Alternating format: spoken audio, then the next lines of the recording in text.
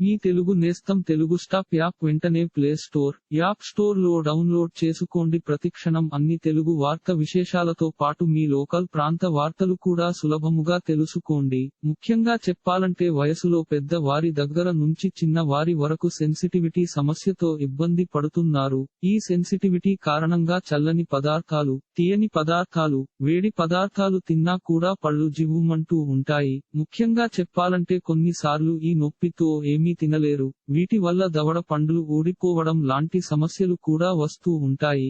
ఈ సమస్య ఉన్నవారు ఐస్ క్రీములకు దూరంగా ఉండటమే మంచిది. అంతేకాకుండా పళ్ళ సెన్సిటివిటీ ఉన్న వారు హాయిగా ఎలాంటి ఆహార పదార్థాలను కూడా తినలేకపోతూ ఉంటారు. అలాగే ఏమి తాగలేరు. కొందరికి తీపి పదార్థాలు ఇష్టమైన సరే ఈ నొప్పి కారణంగా వాటికి దూరంగా ఉంటారు. అయితే ఈ సమస్యను మీ వంటింటి చిట్కాలను ఉపయోగించి దూరం చేసుకోవచ్చు. ముఖ్యంగా చెప్పాలంటే ఈ సమస్యకు ఉప్పు నీళ్లు బెస్ట్ ఆప్షన్ అని ఖచ్చితంగా చెప్పవచ్చు.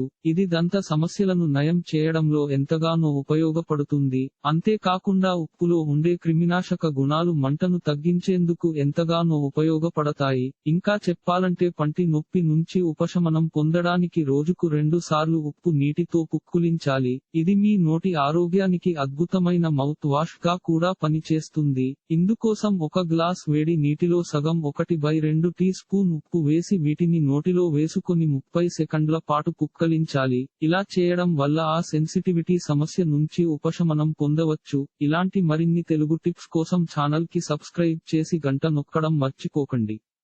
ఈ వీడియోని తోటి మిత్రులకి షేర్ చేయండి. మీ అభిప్రాయాన్ని కామెంట్ లో తెలపండి.